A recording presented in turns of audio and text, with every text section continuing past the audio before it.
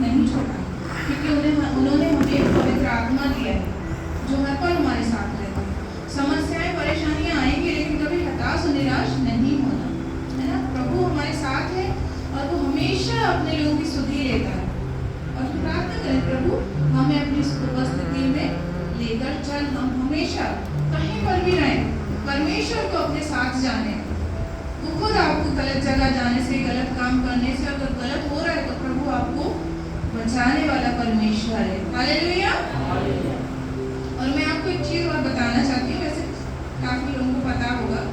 आप जानते हैं इस वर्ल्ड में पहला ऑपरेशन कहाँ हुआ था?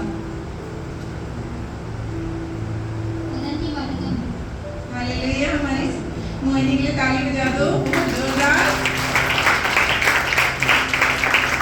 तो पहला ऑपरेशन परमेश्वर ने किया था। पढ़ देना बेटा उसको, अध्याय 2:21 पर।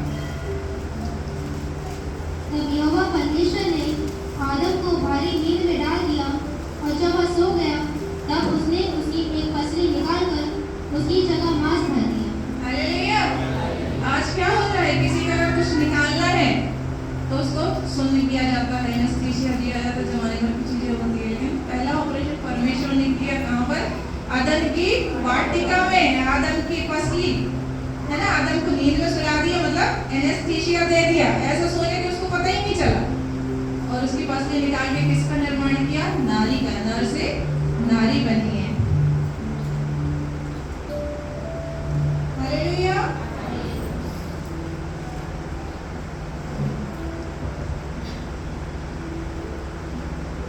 और एक और पद पढ़ेंगे हम, अय्यूब अध्याय 12 उसका 10।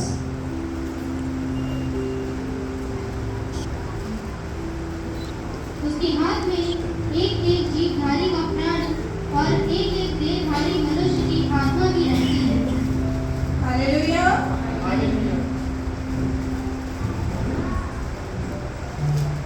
उसके हाथ में एक एक जीवधारी का प्राण और एक एक देहधारी मनुष्य की आत्मा भी रहती है। जीवधारी मतलब जो चीजें परमेश्वर ने बोलकर बनाई है ना, जो जानवर देखते हैं जंगलों में या हमारे घरों के आसपास, जितने भी जीवधारी, उनके अंदर क्या रहता है? प्राण। तो वो सब कौन देने वाला है? प्रभु। और एक एक देहधारी मनुष्य जिसके अंदर आत्मा रहती है, वो किसके हाथों में है? परमेश्वर के हाथों में है ना।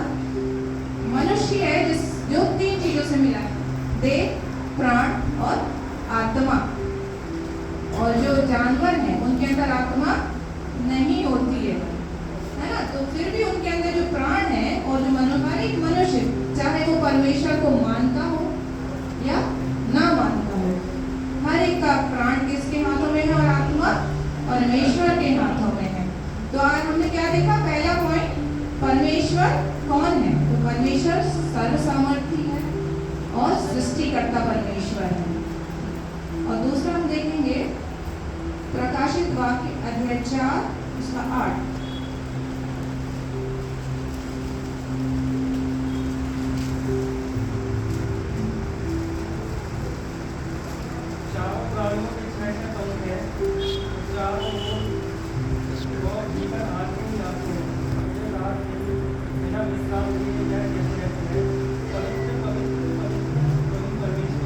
पवित्र, हालेलुया।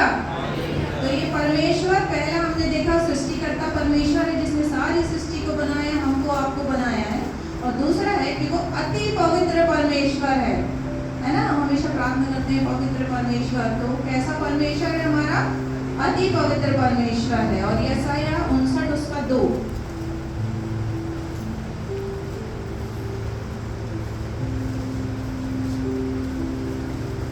परंतु तुम्हारे अधर्म के कामों ने तुमको तुम्हारे परमेश्वर से अलग कर दिया, और तुम्हारे पापों के कारण उसका मुंह तुमसे ऐसा छिपा है कि वह सुनता नहीं। हालेलुया।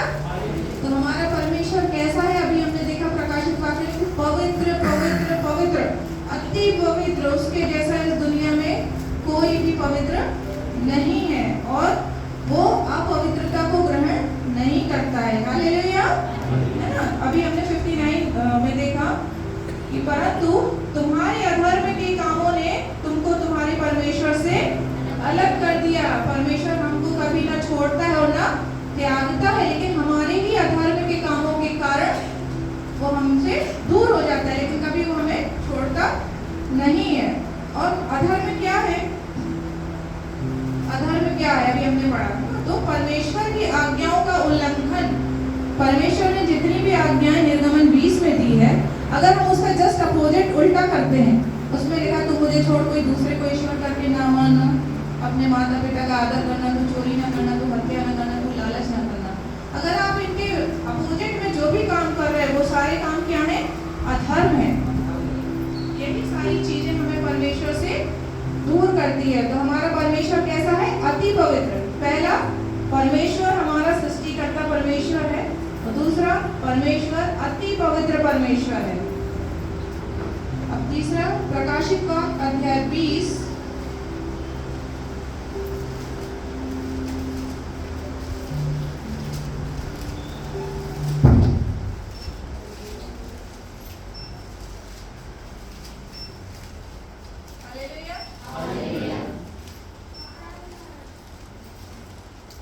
सुन एक स्टैंड अप दे दे।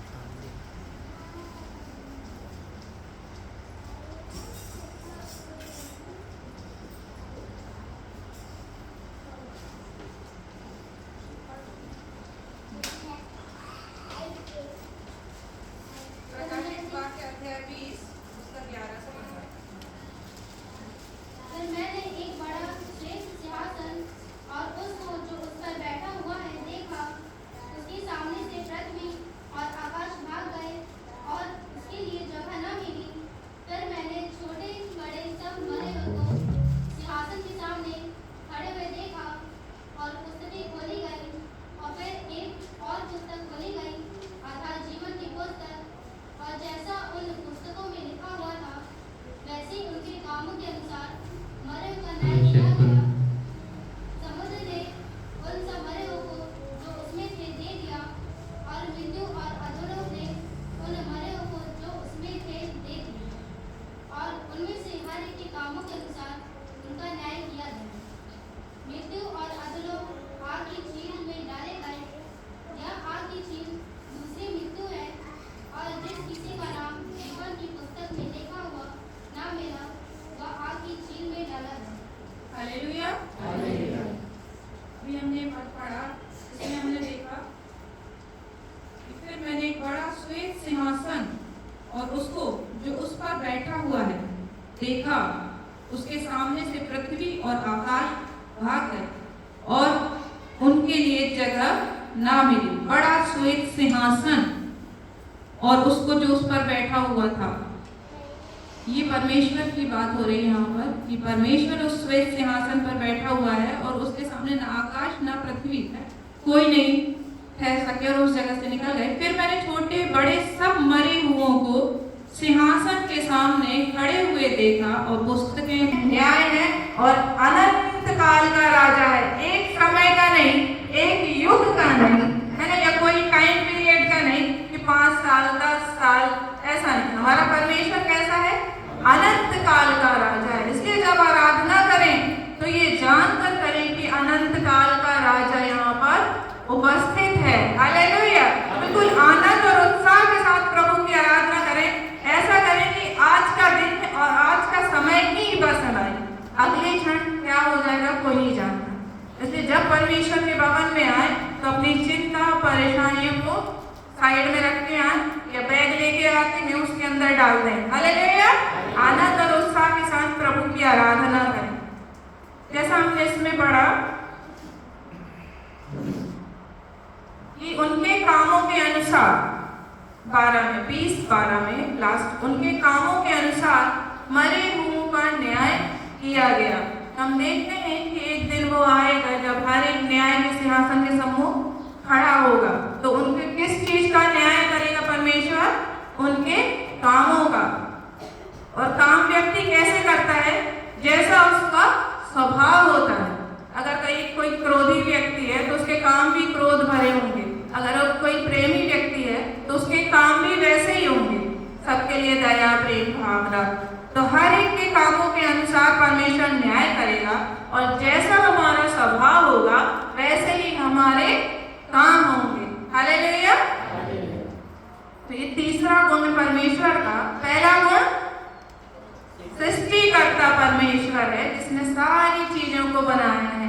कोई डाउट मत रखिएगा मन में, कोई शक या शंका मत रखिए मन में कि इसके अलावा कोई है ना। सृष्टिकर्ता परमेश्वर सिर्फ एक है और दूसरा वो अति पवित्र परमेश्वर है जिसने हमारे अपने कामों से अपने वचनों से सारी चीजों में अपनी पवित्रता को प्रकट किया प्रभु यीशु मसीह के रूप में।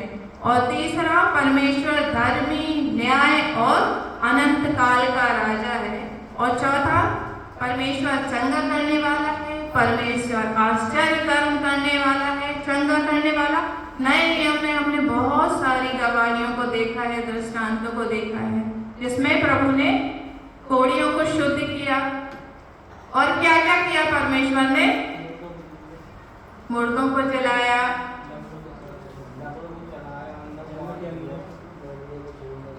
हाँ सब जानते हैं परमेश्वर ने कितनी चंगाइयाँ की और परमेश्वर आज भी सारे काम करते हैं ना। और अगला है आश्चर्य कर्म करने वाला परमेश्वर। आश्चर्य कर्म क्या होता है? जो प्रकृति के जस्ट अपोजिट है ना। नए नियम में हमने देखा है, पुराने नियम में कि जब मूसा इजराइलियों को लेके जा रहा था, लाल समुंदर बीच में आ गया तो क्या हुआ था? किसी ने सोचा था कभी ऐसा हो सकता है? इतना बड़ा समंदर बीच से दो भाग हो जाएगा और बीच में सूखी भूमि निकल गई, उनके पैरों में कीचड़ भी नहीं लगा। हालेलुया। तो परमेश्वर ऐसे आश्चर्य करने वाला प्रभु है और पुराने नियम में नहीं, वो आज भी हमारे जीवन में अद्भुत और आश्चर्य कर्म करता है। तो हमने क्या क्या देखा? सृष्टिकर्ता परमेश्वर है, अति पवित्र परमेश्वर है और ज्यादा चंगा करने वाला परमेश्वर है। और अभी हमने ऊपर देखा था कि जैसा हमारा स्वभाव होगा वैसे ही हमारे काम होंगे, है ना। तो प्रभु हमसे क्या चाहता है? फिलिप्पी अध्याय 2 उसका 5।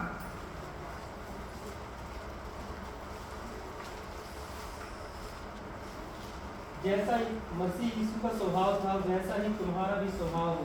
हालेलुया। एक बार कोई गाइड के लिए प्रार्थना कर देंगे जिसको प्रभु अगुवाई करे। धन्यवाद जो भी प्रभु जी तकनीकी खराबियाँ राजा, हम सब मिलकर दुआ प्रार्थना करते हैं मेरे यीशु राजा, सारी लाइट यीशु के नाम से आने पाए मेरे परमेश्वर, ताकि जो प्रभु का वचन हम बहुतायत के साथ सुनने पाए। हर एक शैतानी शक्तियों को यीशु के नाम से पराजित करते हैं, हर एक डिस्टर्बेंट करने वाली दुष्टात्मा को यीशु के नाम से पराजित करते हैं और यहाँ से दूर करते हैं। प्रभु जी सब कुछ उन अधिकारियों के मन में डाली, दिल्ली कर्मचारी अधिकारी मन डाली, प्रभु जी शीघ्र इस क्षेत्र की लाइट आने पाए और हम सब प्रभु जी फिर से आपकी वचनों को अच्छे से सुनने पाए मेरे के नाम से आमीन। इफिसी अध्याय 2 उसका 5। जैसा मसीह यीशु का स्वभाव था वैसे ही तुम्हारा भी स्वभाव हो। हालेलुया। तो ये परमेश्वर चाहता है कि जैसा मसीह यीशु का स्वभाव था वैसा ही तुम्हारा स्वभाव हो, है ना। जैसे अभी मैंने आगे बताया कि जैसा हमारा स्वभाव होगा वैसे ही हमारे काम होंगे और जैसे हमारे काम होंगे वही कामों के अनुसार परमेश्वर हमारा आपका सबका न्याय करेगा। हालेलुया। तो जरूरी है ना कि हम परमेश्वर के स्वभाव को जानें और समझें। हम बहुत जल्दी में इसको खत्म करेंगे, तो आइए हम परमेश्वर के स्वभाव को देखें। पहला, परमेश्वर प्रेमी परमेश्वर कैसे प्रकट होता है? यूहन्ना 3:16। परमेश्वर ने जगत से ऐसा प्रेम रखा कि उसने अपना इकलौता पुत्र दे दिया ताकि जो कोई उस पर विश्वास करे वह नष्ट न हो परंतु अनंत जीवन पाए। हालेलुया। परमेश्वर प्रेमी परमेश्वर ने उसने हमसे आपसे पूरी मानव जाति से ऐसा प्रेम किया कि अपना इकलौता पुत्र दे दिया ताकि जो कोई उस पर विश्वास करे वो नाश ना हो परंतु अनंत जीवन पाए। प्रभु जैसे परमेश्वर ने हमसे प्रेम किया है ऐसे ही हमें भी परमेश्वर से प्रेम करना चाहिए। लूका 9:26 पढ़ेंगे नहीं, जल्दी जल्दी इसको खत्म करेंगे नहीं तो मेरा टाइम हो जाए।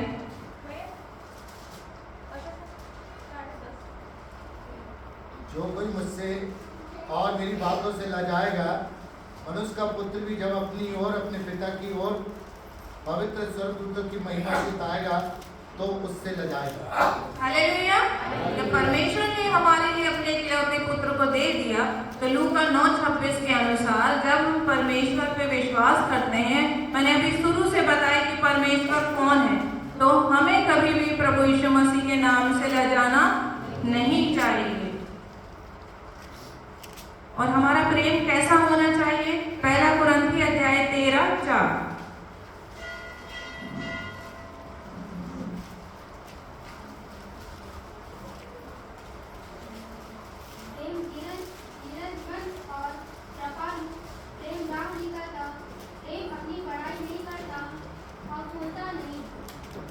हालेलुया।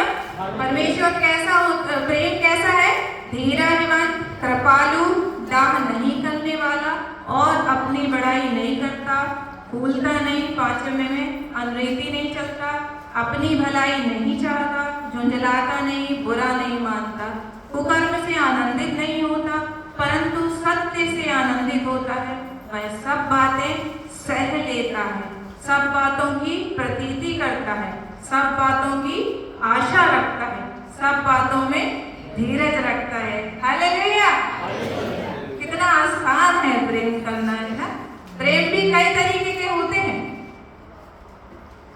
कि नहीं होते? तो हमें कौन सा प्रेम रखना है? ये वाला प्रेम, सात्विक, जो प्रभु चाहता है। हालेलुया। 1 यूहन्ना 4:7 जो प्रेम नहीं रखता वह परमेश्वर को नहीं जानता क्योंकि परमेश्वर प्रेम है। मसीह लोगों को चाहिए क्योंकि परमेश्वर ने जीवता कलाम हमारे हाथों में दिया है। ये हमें देख के, हमारे पहनावे को, हमारे रहन सहन को देखकर कोई ये ना बोले कि ये मसीह के लोग हैं, पर आपके प्रेम को देखकर बोले कि ये मसीह के लोग हैं। यदि आपके अंदर प्रेम नहीं है तो कुछ भी नहीं। जैसा भी 1 यूहन्ना 4:7 जो प्रेम नहीं रखता वह परमेश्वर को नहीं जानता क्योंकि परमेश्वर प्रेम है। हालेलुया। नहीं तो आपका हमारा सब कुछ करना व्यर्थ हो जाएगा। हम इतनी आराधना कर रहे हैं, प्रार्थना कर रहे हैं और हमारे अंदर प्रेम नहीं है तो सब बेकार है क्योंकि हम परमेश्वर को जान ही नहीं रहे। और यूहन्ना 15:12 जैसा मैंने तुमसे प्रेम रखा वैसा तुम भी एक दूसरे से प्रेम रखो। ये प्रभु की आज्ञा है। हमने 10 आज्ञाएं वो देखी और ये आज्ञा है कि तुम भी एक दूसरे से प्रेम रखो। हमें हमारे परिवार में हमें सबसे पहला प्रेम किससे करना चाहिए? पहला प्रेम अभी पढ़े ना, तू अवर्णित है, तू सुंदर है, मेरा पहला प्यार है। हालेलुया। पहला प्यार परमेश्वर, दूसरा प्यार हमारा परिवार जिसके निर्माण किसने किया? परमेश्वर ने। आदम की वाटिका में आदम हव्वा बनाया, फिर आगे पढ़ोगे तो उनके बच्चे भी थे, सबको परमेश्वर ने आशीर्वाद किया। और तीसरा हमारी कलीसिया से, कलीसिया के हर एक भाई बहन से, है ना, जिससे जरूरी नहीं कि जैसे हम जानते हैं, जैसे नहीं भी जानते हैं, हमें सबसे प्रेम करना है क्योंकि परमेश्वर ने हर एक व्यक्ति को रचा है, सृजा है। भले वो परमेश्वर को आज नहीं जानते, लेकिन ऐसा नहीं कि हम सिर्फ मसीह भाई बहनों से प्रेम कर रहे हैं और जो आज प्रभु को नहीं जानते हम उनसे बैर, उनसे हमें सबसे प्यार करना है। और दूसरा प्रभु का गुण है दया। भजन संहिता 86:15 के अनुसार प्रभु तू दयालु और अनुग्रहकारी ईश्वर है ना? परमेश्वर दयालु है।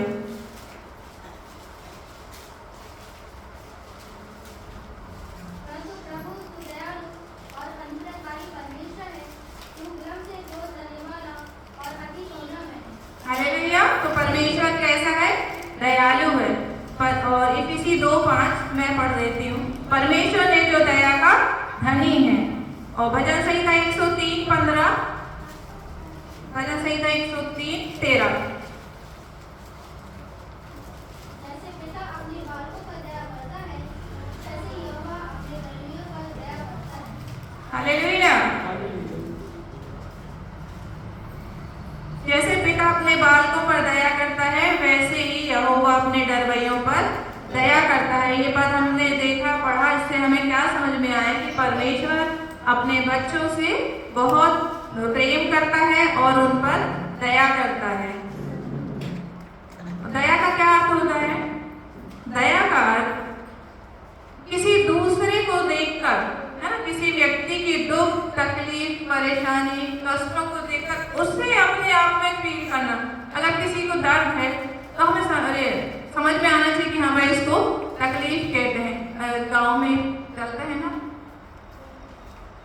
जिसे पता उसे पता, है ना, सुना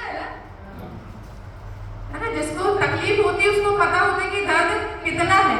लेकिन दया वो चीज है कि जिसे वो दर्द नहीं है, लेकिन अगले का दुख, दर्द, तकलीफ देख के वो उसको महसूस करे। जैसे हमारे प्रभु यीशु मसीह नए नियम में कितनी जगह आया है, पढ़े हैं हमने कि वो तरस से भर जाते थे। तरस मतलब दया से। तो वही स्वभाव हमारे अंदर होना चाहिए, है ना। पहला स्वभाव क्या देखा हमने?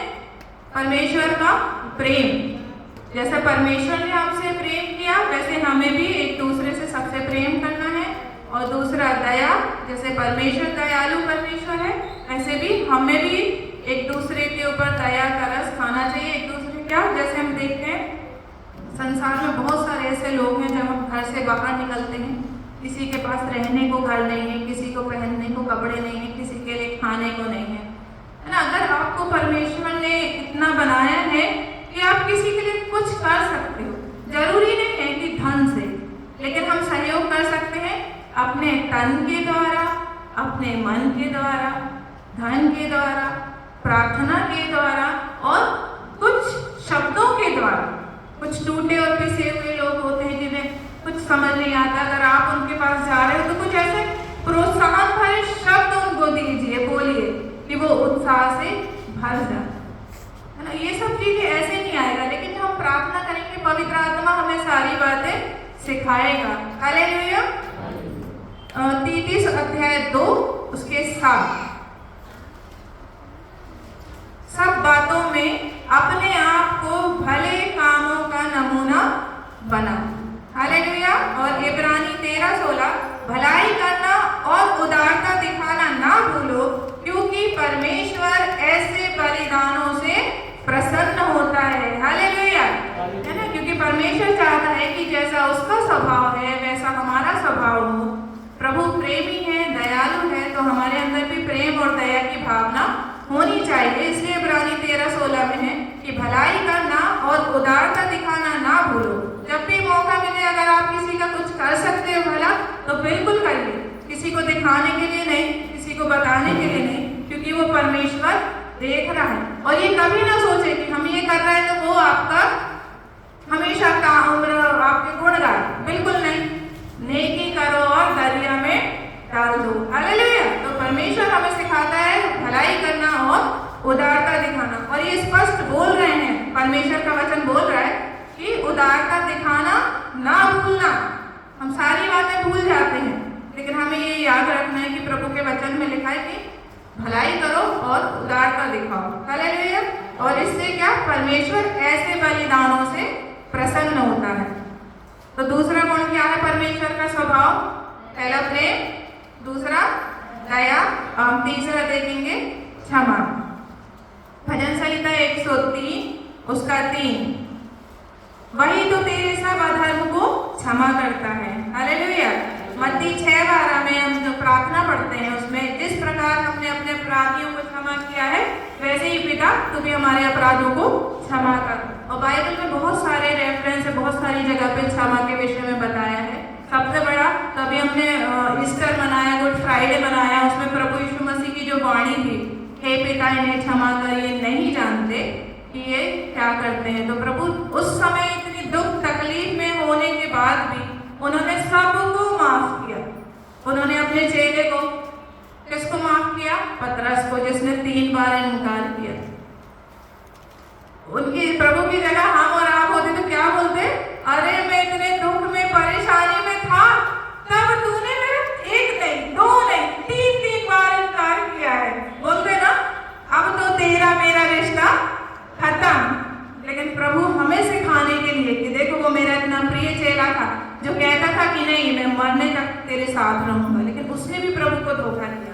लेकिन प्रभु ने उसको भी क्षमा किया और सारे उन लोगों को जिन्होंने उनको ताड़नाएं दी, प्रताड़ना दी, सबको माफ करके प्रभु यीशु मसीह गए स्वर्गारोहण उनका। हालेलुया।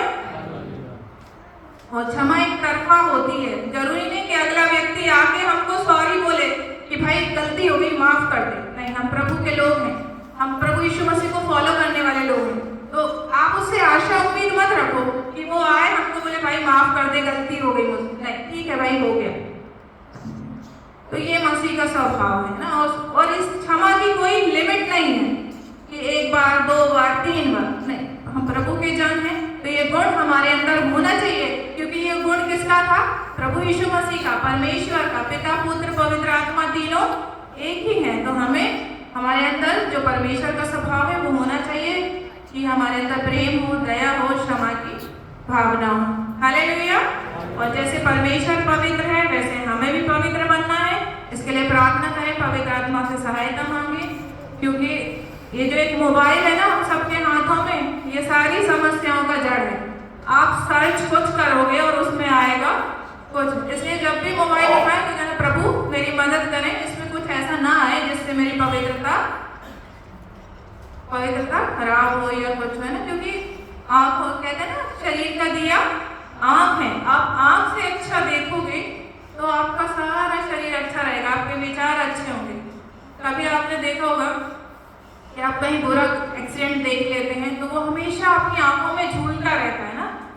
तो ऐसे ही है, मोबाइल में बहुत सारी ऐसी चीजें आ जाती है जो हम नहीं देखना चाहते लेकिन फिर भी आ जाती है। इसलिए मोबाइल का उपयोग करें, दुरुपयोग ना करें। हालेलुया। और बस मैं 1-2 वचन बोल के खत्म करूंगी।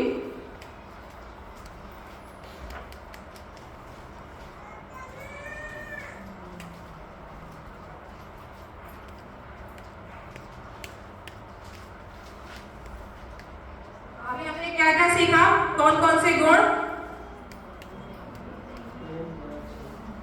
ज्यादा नहीं बताया मैंने कुछ है ना। परमेश्वर के और बहुत सारे गुण हैं लेकिन जो खास है मैंने वही बताया है। तो इब्रानी 13:8, मसीह यीशु कल आज और युगानुयुग एक सा परमेश्वर है जो कभी बदलता नहीं है। तो उसका स्वभाव जो पहले था वो आज भी है।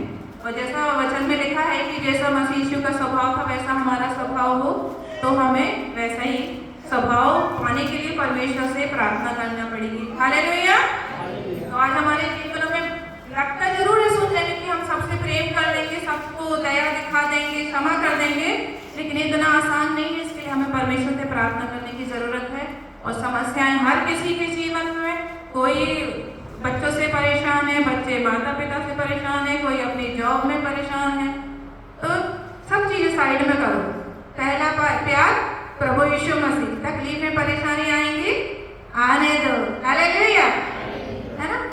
तो जैसे कहते हैं ना कि परमेश्वर आजकल युगानुयुग सदा एक सा है। सद्रक मेशक अबेदनगो को आग के फटने से किसने बचाया था? प्रभु ने। परमेश्वर आज भी हमें आग से भट्टी से बचा सकता है, परंतु यदि ऐसा ना करे तो, नहीं बचाया परमेश्वर ने तो तब भी हम परमेश्वर पे भरोसा रखेंगे। हालेलुया।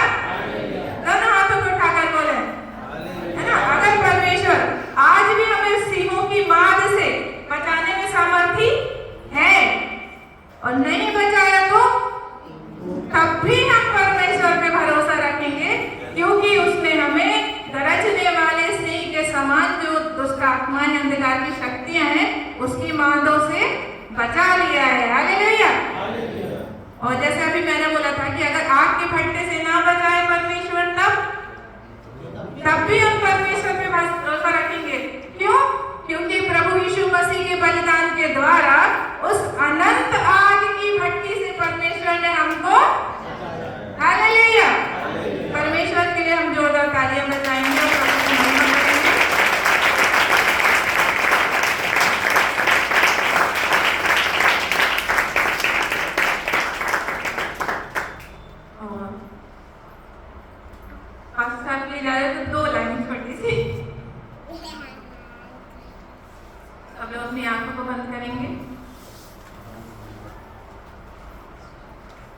सच में परमेश्वर अद्भुत पराक्रमी सामर्थी पिता है। और प्रभु ने, जैसा कि अभी हमने पिछले दिनों गुड फ्राइडे मनाया, ईस्टर मनाया, कि प्रभु यीशु मसीह का लहू भी है जो हमें सारे पापों से शुद्ध करता है, जो हमारे हर एक गुनाहों को माफ करता है। तो आइए हम प्रभु के लहू को याद करेंगे। बार बार बहा लहू यीशु का, तेरी शिफा के लिए, मेरी शिफा के लिए। बार बार बहा लहू यीशु का, तेरी शिफा के लिए, मेरी शिफा के लिए। बेकरार बहा लहू यीशु का, तेरी शिफा के लिए, मेरी शिफा के लिए।